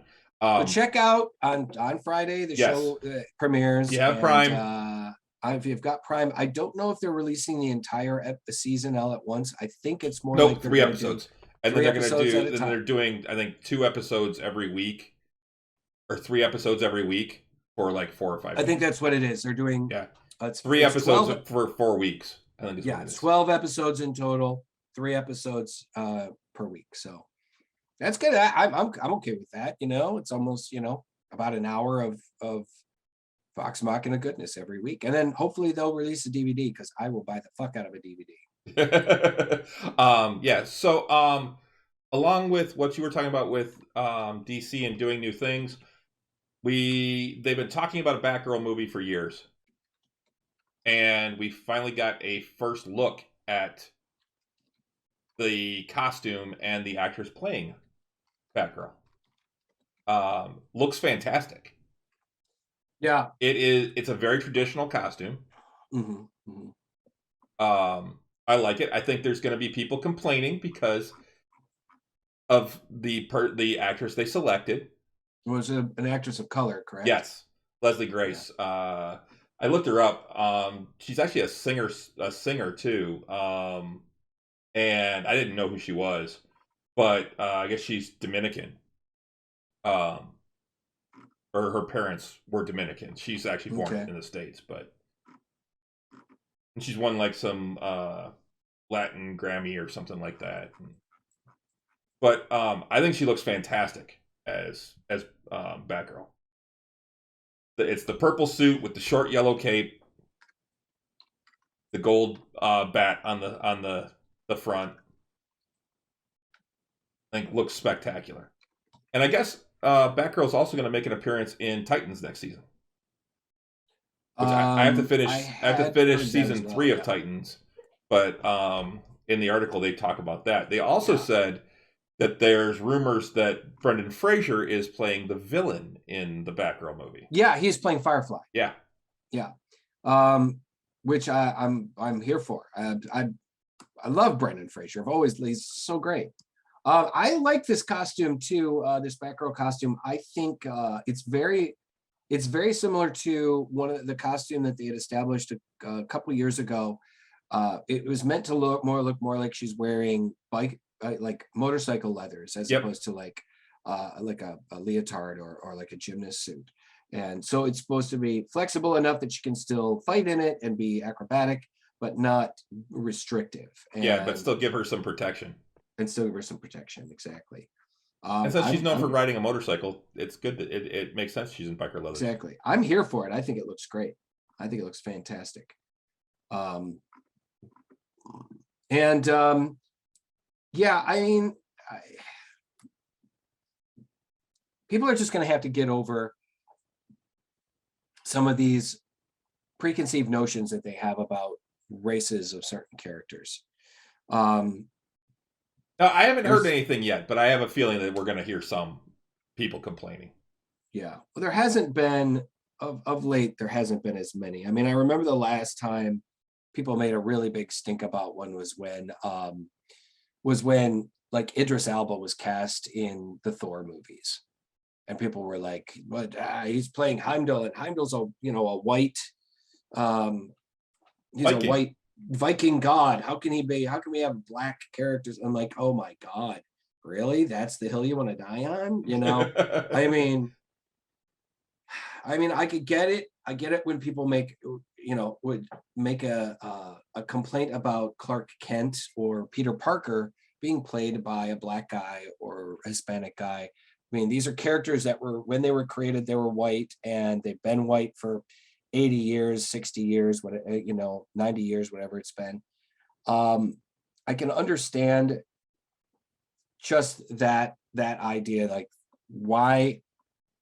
And it's a sticky kind of conversation, I mean, why do we need to change that character's race? There are a lot of other characters, and we can make other characters. I mean, like, that's one of the reasons why people had said, like, well, instead of making Peter Parker black, let's make a Spider-Man that is black, and now we have Miles Morales. Instead of making Kal-El black, we have a black Superman character that they're making a TV show for, and he's one of the he's a Superman from one of the other multiverse, the President Superman, actually. And then there's the other black Kryptonian named Val-Zod, who came out of the Earth 2 comic book and stuff. We've got Batman has another lieutenant. One of his lieutenants is Luke Fox, and he's also a Batman character. I get that we want to have inclusion, and we want to have opportunity and characters characters that are of other races and stuff like that. I just think that we should make new characters. I don't think that taking a character, I think it does it's almost gimmicky. Yeah, certain characters I don't care. Certain ones it would bug me more. Yeah, exactly. Some characters, like in the original Daredevil movie, Kingpin was black. Yeah. Okay, whatever. I didn't have Michael Clark Duncan was the only person they could find that was big enough to play Kingpin, is what it was. He was really big. They filmed him to look even bigger. Yeah, he was a big man. He was a very large person. But then again, great actor too. Look at D'Onofrio playing the Kingpin now. He's been amazing, and he's also a very large man. So not nearly. I don't think he's nearly as big, but yeah. No, he's not as big as Clark Duncan, but he's a big guy. I don't know. Like I said, I mean, I don't want to come off sounding like some racist white guy, but it's just, I think it's stunt casting, and it's disrespectful. Make a new character. Don't shoehorn some actor of color into this character that's traditionally been, pasty white for the last 50 years. Find a new character, maybe a more interesting character, maybe a better character. I think the Black Lightning TV show was excellent. And I think that there's room for, like a Static Shock movie. Static Shock was a stunningly popular and successful cartoon in the 90s. Mm-hmm. And I think we have plenty of room for Static Shock the movie, or Static the movie, whatever it was. Or Black Lightning. Black Lightning is fucking cool. And I was really happy when they integrated it more fully into the CW multiverse, DC multiverse. During the Crisis, he became part of the Justice League, that kind of thing. So, Yeah, but I guess it's and it's weird how we're willing to accept certain characters, as a racial shift, but other characters not so much. I think it's one of those ones where it's kind of maybe it needs to be an all or nothing kind of situation, or or the other way around. I mean, like, oh well, another excellent example is Zendaya playing Mary Jane. Mary Jane has always been this redheaded white girl, and now we've got this, Who's also a party girl and right. And all that. Now Mary Jane she's not Mary Jane. No, she's Michelle Jones, yes. And they made a pretty substantial change to the character as well. She's also Peter's equal when it comes to brilliance and things like that. She's as smart as he is. She might even be smarter. We don't know. Yeah. So I mean, she's right there with him. She's not the party girl. She's the smart girl that is isn't the conformer. Right, exactly. I mean, in the new Batman movie, we've got a Commissioner Gordon is black now. Nobody. And see, that's one I don't have a problem with. Yeah, nobody seemed to make a big stink about that. Whereas traditionally, he's been this old white guy for for 60 years or 70, 80 years, whatever it has been. So I don't know. We'll have to see. I think this is going to be really cool. I'm excited to see where they go with this movie. I mean, they've tied it into the DC cinematic universe in a couple other small ways. It will be on HBO Max exclusively. Oh, really? Yes. Okay, so it's not getting a theatrical. It's not getting a theatrical release from what the article says. But there's no release date or anything like that. I mean, they're still in the very early stages. Okay. Well, I'm okay with that. I get HBO Max, so I don't care. Yeah, exactly. All right. So, real quickly, we skipped this last week. We kind of passed on it. I think we did anyway. But Peacemaker premiered on HBO. Oh my God! I only watched the first episode so far. Still, I haven't gotten to 2 or 3, or I think 4 is out now too. Now, I didn't realize John Cena was quite as old as he is. He's actually 44. Yeah. And I thought he was more like 38. I didn't realize that he was a little bit older. So he's right around within our age categories. He's what? That you're what? 51? Yeah. Okay, and I'll be 48 next week. So we both got him by at least a full tenure in high school. Yeah. But dude, but the character of Chris Smith, the character he's playing, the Peacemaker. It's interesting because anything that James Gunn does, music is very important. Mm-hmm. If you watch Suicide Squad, if you watch Guardians of the Galaxy 1 and 2, if you watch this show, the soundtracks are very important. In this show, 80s hair band music is a major backdrop to almost every episode. And I am here for it. Ladies and gentlemen, it's been great. These episodes are just well, I mean, so fun. That one chick he's banging in the first episode looks like she's straight out of straight out of an 80s video. Yeah, she came right from a Motley Crue concert or something like that. She's still got the 80s hair and everything. Even her makeup, yeah, and when they're in her apartment and just the way she decorated the apartment too. Yeah. It was really, it's interesting. Like my buddy John was saying that he feels like this is one of those opportunities that John is really going to show John Cena shine as an actor. He's going to get a lot more attention for his acting abilities because of this show. And I have to agree. This show is way more than just some silly, like hyper violent superhero show. There is a lot of character development when it comes to the Peacemaker. There's a lot of, I mean, and I know you've only seen the first episode, but it gets more and more in depth as to showcase that this guy is not a bad guy. He's just a bit of an idiot. And he's not a complete idiot. He's a little bit of an idiot. He's one of those guys that he thinks he's doing the right thing, but he's doing it wrong. Yeah, exactly. He is doing the right thing, but he's doing it wrong. And he was raised by An horrible asshole person. Yeah. Oh my god. Not just an asshole, like his a dad truly is horrible a horrible person. Horrible person, and it becomes much more evident as the series progresses. That one gives you scabies. Yeah. Why would you make So one his that gives you father, scabies? his father obviously is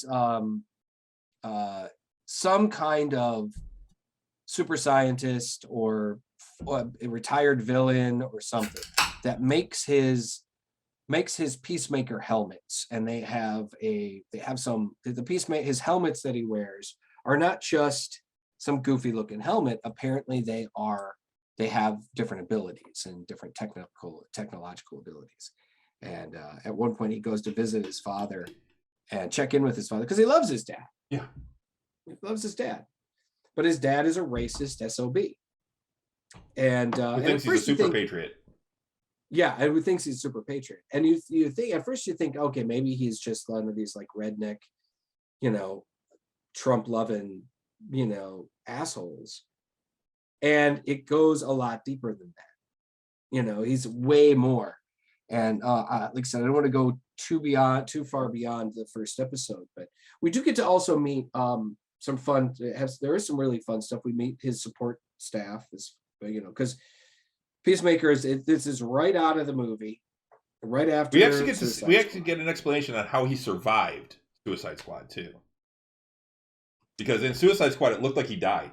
Right. Yeah, he got shot in the neck. Yep. And it looked like he bled out, and apparently didn't. He was able. They found him in the rubble somehow. He was able to stop the bleeding or whatever, and he was in a hospital for recovering for 5-6 months, something like that. And they're like, the doctor at one point says, like, man, a building falls on top of you, all this other shit, and the only thing we got to do is your clavicle has to be replaced. So they basically put in a metal, fucking collarbone for him right there. And he goes, okay, I guess I can. And then they discharge him, and he's like, I guess I can go. And he puts on his bloody uniform, which is still covered dirty, in his bloody uniform. Probably smells horrible, and then gets in a cab and leaves. Because I guess I don't have to go back to jail, because he was in jail. He was in jail. He was serving a 30-year sentence, and he had been in jail for 3 years at that point. So he gets out, and then he gets home, and he's like, and then the government agents show up, and they're like, you think you were just going to be able to leave? And they basically tell him that he's joining their team, and he's got a mission, and they have a mission for him. And he's got an eagle. And he has an eagle. Eagly. Eagle, his best friend and sidekick. And yeah, we get to meet Eagly, which was a completely computer generated eagle, from what I understand. Apparently they did try to film a few scenes with a real eagle, but apparently it just wasn't doing it, wasn't having it. So they created this digital eagle. It was a stunt eagle. Yeah, I love the whole. He's hugging me, Dad. Get my phone. But I love how, get my phone. I don't want to, he's like, and the eagle is embracing him with his wings. We learn more, just about the various characters. You've got their tech guy. They've got obviously a badass like female secret agent Harcourt. You've got the guy who's leading the team, who's kind of like an old school spook, for lack of a better term. He was a spy, and probably shouldn't call him spook, because that's like a derogatory term for a black person. He was like I said, kind of an old spy, legendary spy. And then the one character who is revealed later, or I believe in the first, I don't want to say, well, she's talking to Amanda Waller. Yeah. Did you see that part? Yes. Yeah, that's at the end of the first episode. The end of the first episode, and it's revealed that Amanda Waller calls her baby girl. Yeah. So I'm assuming her daughter or niece or something like It's her daughter. She actually Daughter. said that comes out in the first Did she say episode. daughter? Okay. Yeah. I couldn't remember. So it's Amanda Waller's daughter. And I'm just like, okay, that was interesting. That was a twist. They also introduced the character of Adrian Chase, also known as the Vigilante. Do you meet Vigilante in the first episode? You don't meet him, but Peacemaker's got like 8,000 messages from Vigilante on his phone when he plugs it in. You do see him in the restaurant because he's in the restaurant. He's like there that they have their initial meeting. Oh. And he's their busboy. And so then you get to meet him later on. And Vigilante ends up becoming a part of the team. And he's kind of Deadpoolish. Like a lot of people, I was watching him and I'm like, is DC trying to make their own Deadpool? Because that's what this guy seems kind of like, you know. But yeah, he's a character who's like ready to kill people for fucking jaywalking. Stuff, you know. I mean, he's like the breaking of any laws. He's just, no, you don't, you know. So but it's Freddie Stroma. It plays the character. Interestingly enough, they had filmed 5 episodes of this show with a different actor playing the Vigilante, and then they had to. Then the actor was like left the show. He's like, it was something about creative differences. So they had to recast, and they got Freddie Stroma, who played Cormac McLagan in the Harry Potter films. He had a small role in the Harry Potter films. So, and in fact, from what I understand, he used an American accent the entire time when John Cena, he was doing his scenes with John Cena, and like the entire time they were filming, he used an American accent. John Cena didn't know he was British until the rap party. And he dropped his, apparently blew John Cena away. He had no fucking idea. So yeah, the guy playing Adrian Chase, playing Vigilante, is a British guy, Freddie Stroma. Personally, I'm just loving what I'm seeing so far. I think the show itself is fantastic.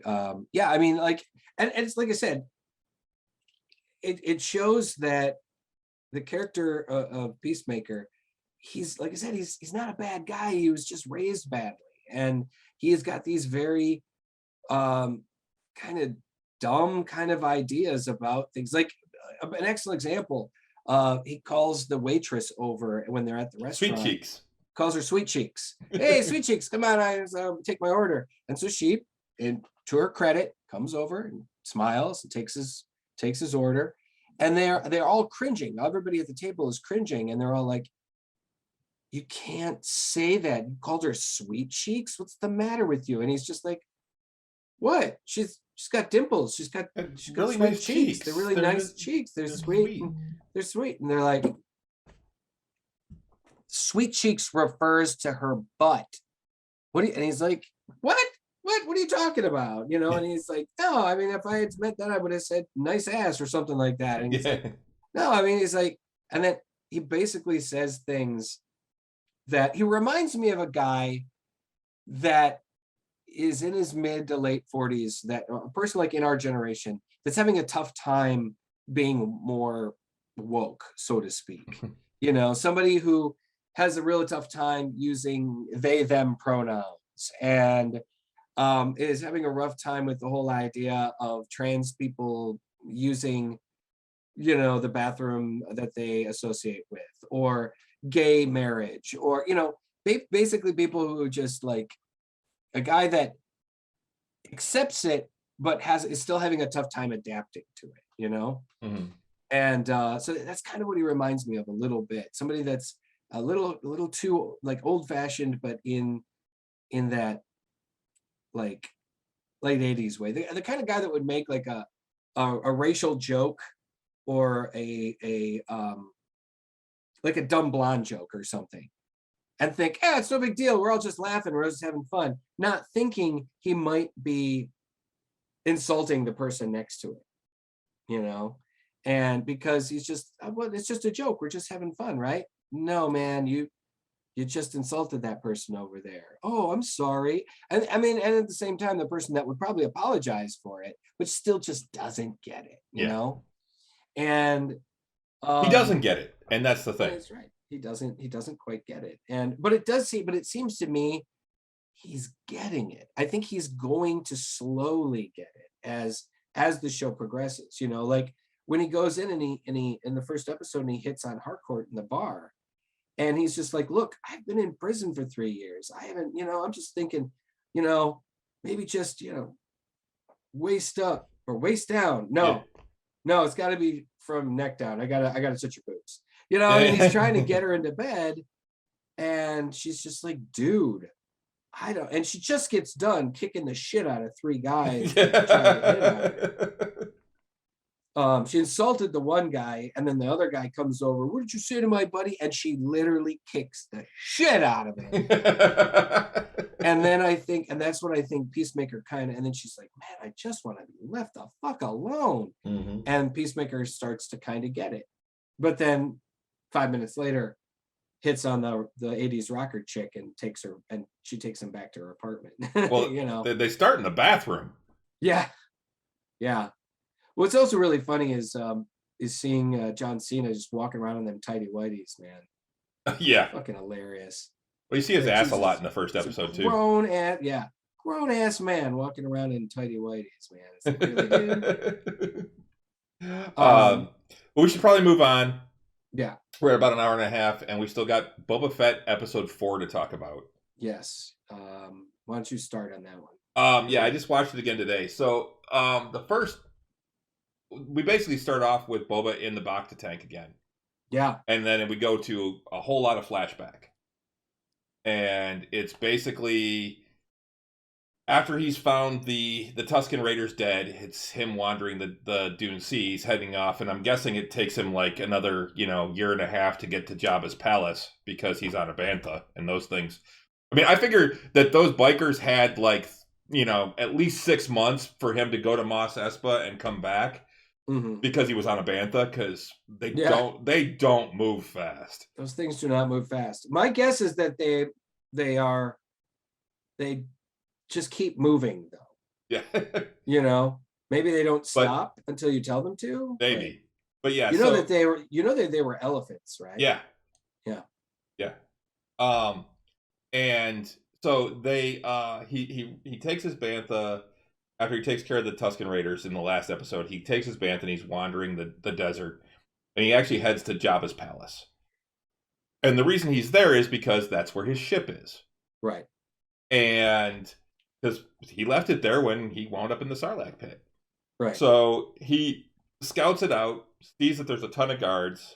So he's not sure what he's going to do. And he's out in the desert camping out, and he sees flares go up off in the distance.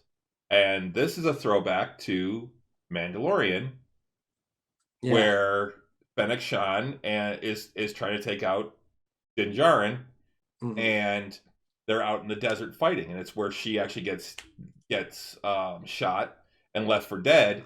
And we actually see Jabba head off in that direction, and he finds her body. He recognizes who she is.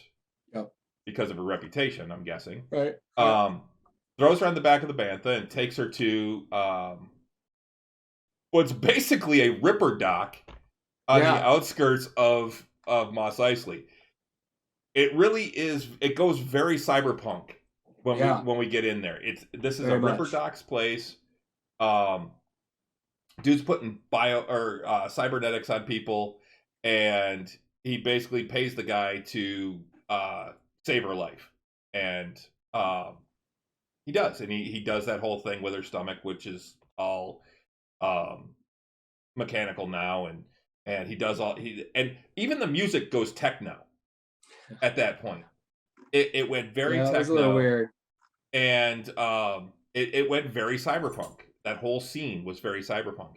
And even the doc with it switching his arm out or his hand out for different devices to use in the application of the cybernetics. And then so he leaves. He's got it all open. You can see all the cybernetics, and And Boba looks at him. And he's like, "Aren't you going to close her up?" And he's like, "And cover all that beautiful hardware?" Yeah, yeah. Wouldn't that just lead to infection? Well, not if he sealed everything around it. I mean, Mm. it's all mechanical in there. There's no. I mean, the only thing is there's blood flowing through tubes. You gotta wonder, like, though that's the thing, like she drinks. He gives her a drink, and like, okay, well, where is that going? I mean, she was shot in the belly. Mm-hmm. What did he replace? Did he replace it? Put a stomach in there? Does she have a stomach anymore? Does she? I mean, that's the thing about this. The bio stuff would still need food. It would still need to process food. Right. She is still more biological than cybernetic. So she's going to need to have, fuel basically. And where is that fuel coming from? Mm-hmm. So, let's not think too hard on that. Yeah, let's try not to think too hard. That's one of those things, cybernetics, man. Yeah. So Boba takes her back out in the desert. She wakes up, sees him. And now we're talking mods. Exactly. Yeah. She got modded. Yeah, she got modded. And they start talking. Well, they strike up a deal, essentially. Well, they start talking, and she's like, why'd you do this? And he's like, you're Fennec Shan. I need, basically I need your help. And she's like, who are you? And he's like, I'm Boba Fett. She's like, Boba's dead. Mm-hmm. You're like, I was. Yeah. So they basically strike up a deal. He saved her life. She'll help him get his ship back, and then they can go their separate ways. Right. So they go back. So they go back to Jabba's. They go back to Jabba's palace and concoct. I guess it's Bib Fortuna's palace now. Well, Bib's palace. Bib's crib. God damn it! What's the matter with you? So they go to the palace and they sneak in. Long story short, they sneak in and they get in and they go in through the kitchen, which kind of cracked me up. Well, I love the way that they're sitting there and she's like, do you know how many guards? He's like, no, some come, some go, And she's like, well, let's see. Let's take a closer look. And she hits the end of her rifle and out pops this little compartment where she pulls out a little pod. She's got more of them in there. And she says it's a little spy drone. Yeah. And that pretty much maps out the whole place. It maps out the entire place with exactly where all of the guard positions are. And then it comes back. But yeah, you're fucking right. Cool, man. Yeah, when they do go in, they sneak in through basically the sewer drainage, and then go up through the kitchen.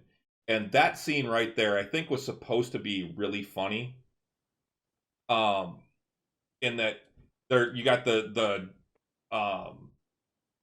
Grievous droid that's chopping everything. It's got the four arms and just chopping everything up, and the other one, and the other cook droid drops first, and then the other one starts going and starts spinning all of its blades at Boba, and then Fennec comes up behind it and basically slits its throat. Yeah. With whatever that magnesium cutting blade or whatever it is that she's got. Yeah. It just basically takes its head off. I was like, oh, that was quick, Yeah. And I love how at one point they had call the rat catcher droid, and the rat catcher droid shows up, and it's this little droid with a net. With a net, yeah. And they try and catch it, and they have a tougher time with that thing than they did with the other two, because he's real quick. He's quick and little, and And so they chase it around. He catches it. And he's like, "Do you know who I am?" And it just turns itself off. Yeah, he's like it basically says no, and then it just and shuts itself off, and he just tosses it into a pieces out. Yeah, it tosses it into a barrel, and he's like, and they take off. Yeah. So, but I liked how they, then they get into they do get the ship. It was originally called Slave One, but apparently they have changed the name. Yeah. I can't remember what it is. What is the name of it? I don't remember. It's a Raptor class or something like that. But they changed the name. And so they had a tough time getting it out of the building. Because it's still called Slave One here, but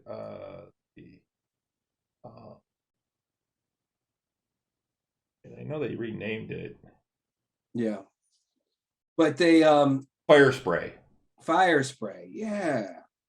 So then firefights happen, and Fennec Shan shows off how badass she is, and what a great marksman she is.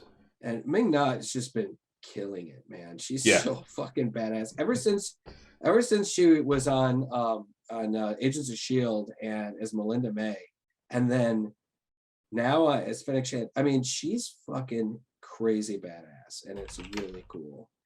So she just is some really great firefight, and she shows off how cool she is and how badass she is. They get the ship out, and they take off. Fire spray is actually the name of the class of that ship.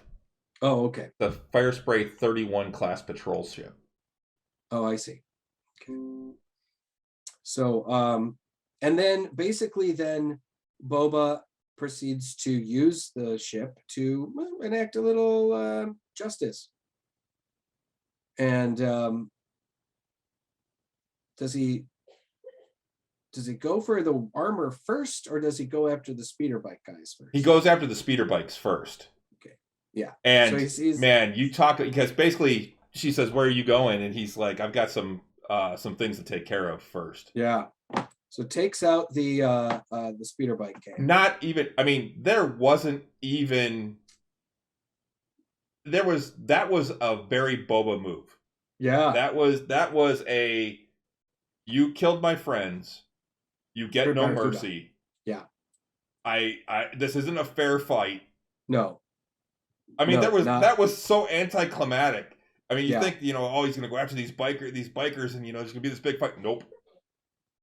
They're riding through not at all. Nope, they're riding through the Dune Sea, and he just comes flying up behind. And I love that you just see them, and you can see the ship coming up behind him, and he just opens up and just starts taking them out from the back to the front. And he doesn't shoot the leader who's up in front. He uses a rocket to take him out. Yeah, fucking A right. So after he takes them out, then he's like, "Well, I gotta go get my armor." And where is it? Yeah. Where do you think? In the Sarlacc pit. So they go to the Sarlacc, and because he doesn't remember what happened after getting out. He doesn't even remember getting out. Right, exactly. But he figures his armor is still in the Sarlacc, and so they get close. Well, and Fennec says, "Well, it's got to be dissolved." He's like, "Not Beskar." Not Beskar, no. Which tells us that his armor is Beskar. Yeah. Which was a question, was whether or not he had actual Beskar armor. Right. So yeah, and they're like, so they're getting close, and they're shining a light down in the Sarlacc. They're shining, looking, getting close. Then all of a sudden, thung! Oh shit! And the beak comes up. It's snapping. It's like a octopus's beak, and it's snapping at it.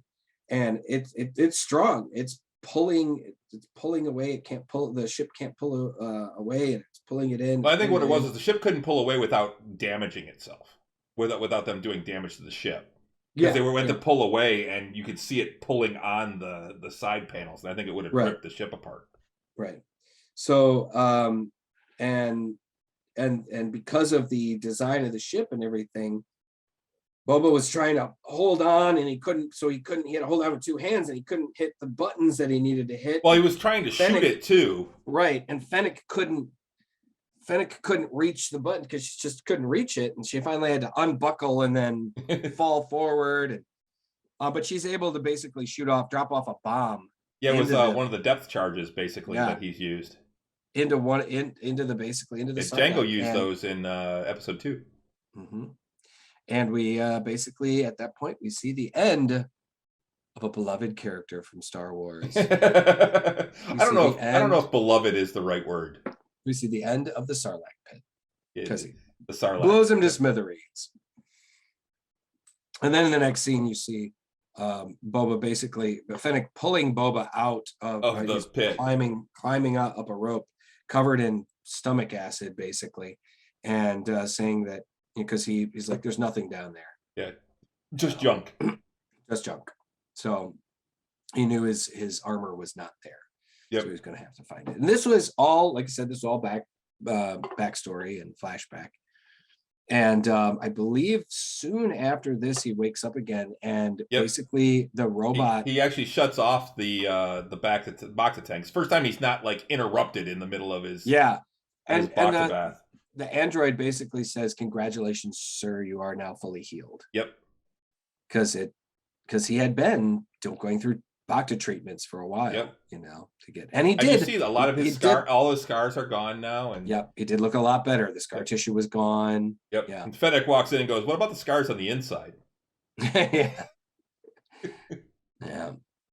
I think he said something to the effect of like, you know, that'll take time, you know, or take time to heal or whatever. But I liked it. And later on, we see, I'm jumping around a little bit, but we see the scene with Black Chrysanthemum at the Chrysanthemum. That's what it is. Yeah. Black Chrysanthemum at the casino.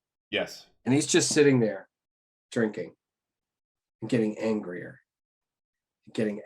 Just watching those fucking. Well, he's watching the Trandoshans. Those Trandoshans, yeah, who are known to hunt Wookiee. And he actually has history with Trandoshans too. If you actually read the comics, and know his history, he actually has there's more to it than just the fact that they hunt Wookiees. Right. But he just like fucking loses it and just starts. And he's got his knuckle dusters that just. Yep. And just starts to beat the shit out of these 3 or 4 that are there. 3 or 4 of them, yeah. I mean, one of them like hits him with a bottle and then immediately regrets it. And just like, yep. And then he's got him up in the air and he's ready to like rip him limb from Boba limb. has come in at this point and sees the fight going on. Because at this point, I think Boba's he knows that a war is coming. So he's going to be gathering troops. Not just that, but he also talks with Fennec and he's like, I need to be on the streets. And she's like, you think that's right? He's like, I have to be seen. Right. Exactly. Because, you know, like in the previous episode where the guy was saying, he goes, nobody respects you, man. So he needs to be out there. He needs to be seen. And yeah, he walks into the casino, he sees this unfold, and you see the casino proprietor, played by Jennifer Beals, played by the lovely Jennifer Beals, comes in to try and stop Black Chrysanthemum from disemboweling this fucking Trandoshan, and she tries to appeal to his better nature. Yeah, she's like, "You've run up quite a tab. I think you've proved your point." Yeah. You know, you've run up quite a tab. How about you put him down and I wipe it clean? Yeah, and he just goes, "Fuck it," and rips the guy's arm off. Yeah, throws him away. And then walks over to the waitress and just gives her some coin. Drops a big thing of coin and walks out. Walks off. And Boba Fett just looks at her and goes, "Worth a shot." It's worth a shot. And she's just like, you know. Yeah, there was no blood. That was the thing. There was no blood. No blood. That was interesting though too. Yeah. And and then he walks, and then Boba catches up to him, and pretty much is like, offers him a job. Yeah. Yeah. It's like Boba seems to have a lot of resources, being the daimyo, because he's, I mean, that spread, that all that food that was laid out for him at the beginning, and he's no more food, and she's like, well, he's got a huge territory, and you look at all the money that he got when they shined they shined up his helmet. Oh yeah, I mean, he has resources. I mean, he even says about like how I've got plenty of resources. Yeah, we'll get into that in just a minute. But so then we go back to Jabba's palace, and he has a meeting with all of the heads of the other 3 families. I forgot about that. Yeah. In Mos Espa or Mos Eisley, whichever city they're in. Espa. So yeah, they're all sitting around, and basically it's the heads and their lieutenants, their top lieutenant at the table. It's all of them. And Fennec does this big spiel about, Boba Fett's the only one that can, stop the Pikes and all this, and how they're coming for him, blah, blah, blah. And basically they have a discussion, and they basically say, well, the Pikes are only challenging your territory. Yeah. Why should we get involved? Or what makes you, qualified to be daimyo? And all of a sudden, like right at that second, there's this roar and the whole table shakes and they show underneath and you see claws come up because they're sitting on top of the viewing area for the Rancor pit. Yeah. And now that was flexing right there. Yeah, and all of them jump up and run back, and he's like, "Oh, he's a little hungry," and he reaches down and like drops some food down, and he's like, "No, take your seats. It's fine." Yeah, that was funny. But then they're like, "Well, he's only attacked you. They're only looking at invading your area, so why should we worry?" And he's like, "All right, fine. I'll fight this by myself, as long as all of you agree to stay out of it and not do anything when the Pikes come to you to betray me." See, now my question is, those guys that were sitting there at the table, now were they captains under him? No, they were captains under Jabba. And when Bib, that's what I mean. And when Bib took over, they split from and created their own families. Okay. Basically, they were captains under Jabba, and when Jabba died, they formed their own mobs. Their own families. Yeah, their own mob families. Yeah. Okay. Because as far as I understood, I mean, Jabba controlled the whole planet. He did. I mean, yeah. Okay. And so that was his territory. So when Boba came in and took out Bib Fortuna, he basically took out what Bib Fortuna was able to carve out of that. Yes, but what he had left of Jabba's empire, which wasn't a lot. It was one section of Mos Espa. Or it may not even be Mos Espa. It may be that he had Mos Espa and the other families, but although they were showing the city and they were showing how it was broken up. So I'm not exactly sure how things were broken up. But anyway, so then we get to after the family, they all agree to stay out of it, and they leave, and they're Boba and Fennec are up on the balcony watching them leave, and she's like, "Do you trust them?" And he's like, "I trust them to do what they need to survive." Which means at some point, at least one of them is going to betray him, and he's going to have to take them out. Yep. And by the end of this, we know that Boba's going to be the actual daimyo. They're all going to be under him. But then he's like, "What we need is more muscle." And she's like, "How are our coffers?" And he's like, "We got plenty of funds. I need muscle." And she's like, "Well, funds can buy you muscle if you know where to look." And then they kind of pan out, and you hear the Mandalorian theme music. Right. Yeah. So, if we don't at least see Din Djarin, we might see some other Mandalorians. Someone actually pulled a Tom Holland, is what they're saying, and someone released a photo from an upcoming episode. And that is a spoiler, and I saw it before I realized what it was. So yes, we are going to see some very familiar faces. Well, hell, I'm all about it. I'm here for it. But I mean, it's honestly, by doing the music, that that Din Djarin's coming back for this. But it's not just him. Oh no. They're probably bringing in some other ones. Some of the other members of that particular group. Well, there's a certain somebody that is staying close to him right now because he has a Darksaber.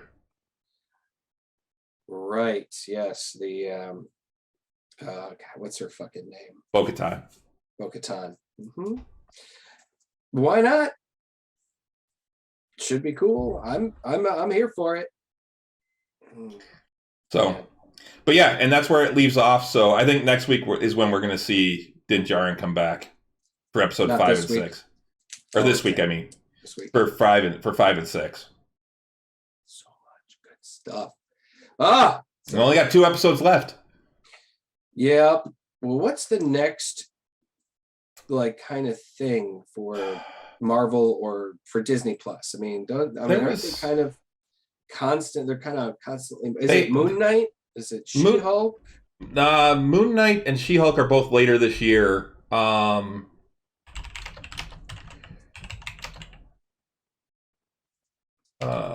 Disney Plus.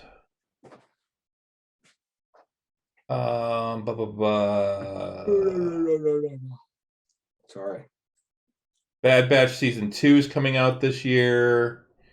Everything else I'm seeing here is all to be determined. Mandalorian season 3 to be announced, Andor to be announced, Obi-Wan Kenobi to be announced, Ahsoka to be announced, Lando Calrissian series to be announced.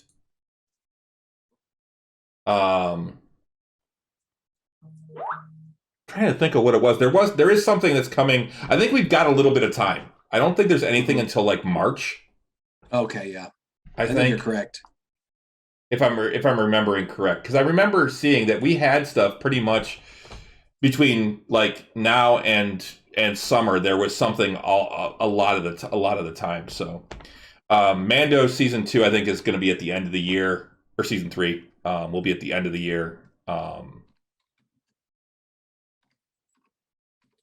Yeah, Bad Batch is really good. I was actually really impressed with that. And now I'm back into watching Clone Wars. I've been watching a lot of those. Actually, I just saw that David Tennant did a voice in Clone Wars. I didn't realize that. Did he really? Yeah. Yeah, he's, I forget the character's name, but he's a droid that, he's basically the Oleander for Jedi.